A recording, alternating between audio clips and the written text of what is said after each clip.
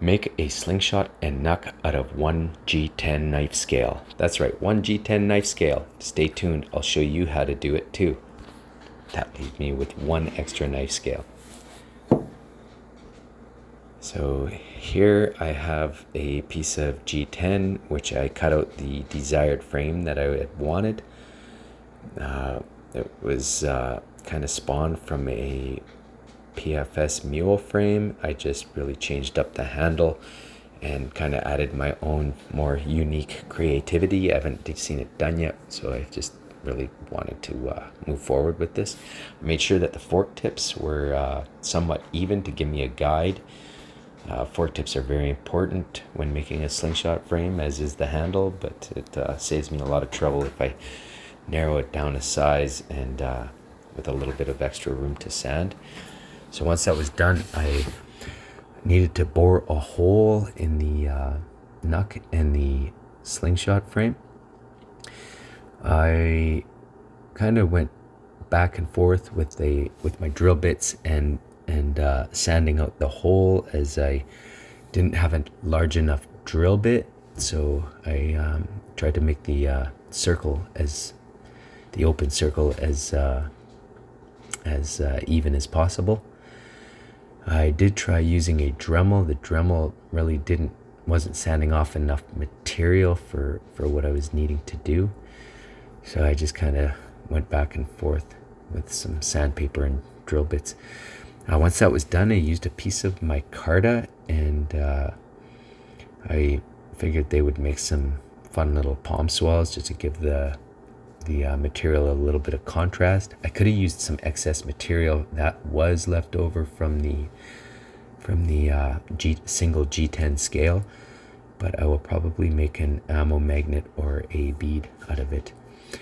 It was then time to score the micarta pieces and the G10 pieces as well. So I sanded those and I made some potholes in them all.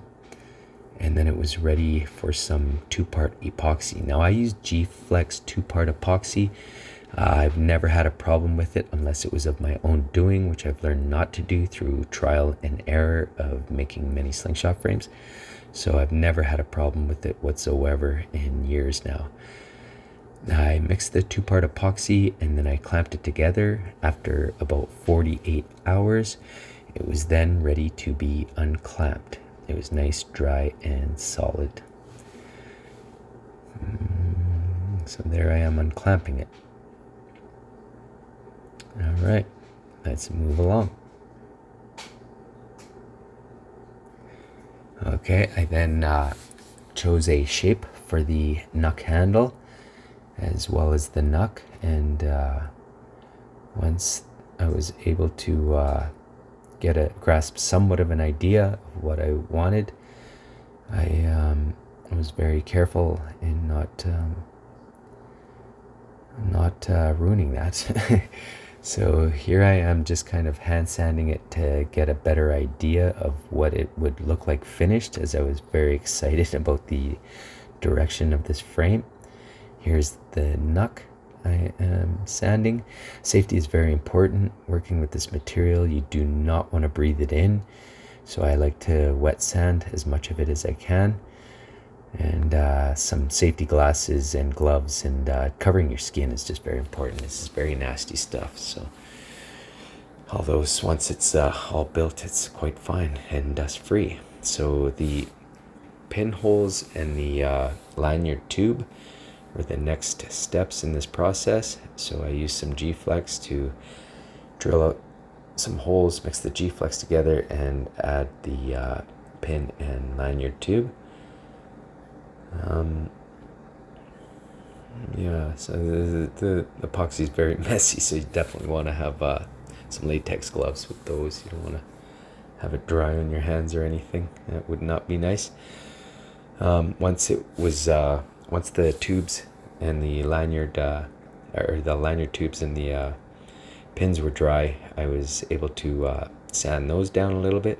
I did notice a little bit of a mark in my material that almost looked like a pin. It does have a few kind of funny spots on it, but you kind of get what you get sometimes, right? So now this here is a fork swell that I chose to add on to it. I do believe that John Jeffries is the one who really revolutionized a fork swell, and he just does not get the credit that he deserves, as it seems like every other slingshot frame that is handmade out of this material has a fork swell on it now, and I don't believe I've seen too many until he really started putting out some very cool looking frames. Check him out if you like. It's very important to give credit out there to the community. Now here I am just sanding the fork swell once it was all dried up. Of course, I needed to cut it out down to size and stuff, so I was needing to really get the shape of it, which I wasn't too sure of the direction of the shape of the fork swell. There's not a lot of material on it, so I just kind of worked it, and I tried to get the white that's underneath the purple G10, as it's a layered purple and white G10 knife scale. So I tried to bring out some of the white as well on the fork swell. Here I am continuing to shape it and get all of the excess material off that is not needed and smoothen it out. I did make a little bit of a mess of some epoxy, so I needed to clean it up and make it look nice to head in the direction of having a completed frame. So on the fork swell, once I put the fork swell on, I needed to remove the little piece that's in between the forks, and then I added some band slots to it as well, and I needed to sand the band slots too. And it's important to have some nice looking forks on your slingshots, so the time that it does take you to do it is quite tedious, but it is nice once it's completed. I then added a mosaic pin through the fork swell, so I needed that to dry as well, and once it was dry I needed to cut it off. You want to be very careful when you cut it off because you can overheat the pin, it can fall out. I need to breathe a little bit. It's a lot of talking for an 8-minute video. So I'm hoping I'm not boring you guys too much or over talking your ears off. Once that pin was cut off, I needed to sand it, so I just sanded it in the rain because that would be wet sanding too. It's just something I quite do within the climate that I live in. Once that was finished, which I sanded up to 2000 grit sandpaper, starting from 220, I started to buff it on a buffing wheel to make it nice and shiny. Which of course leaves me with a completed slingshot frame and knuck. Hope you enjoyed the video. Please like and subscribe. It would help my channel and inspires me to inspire others.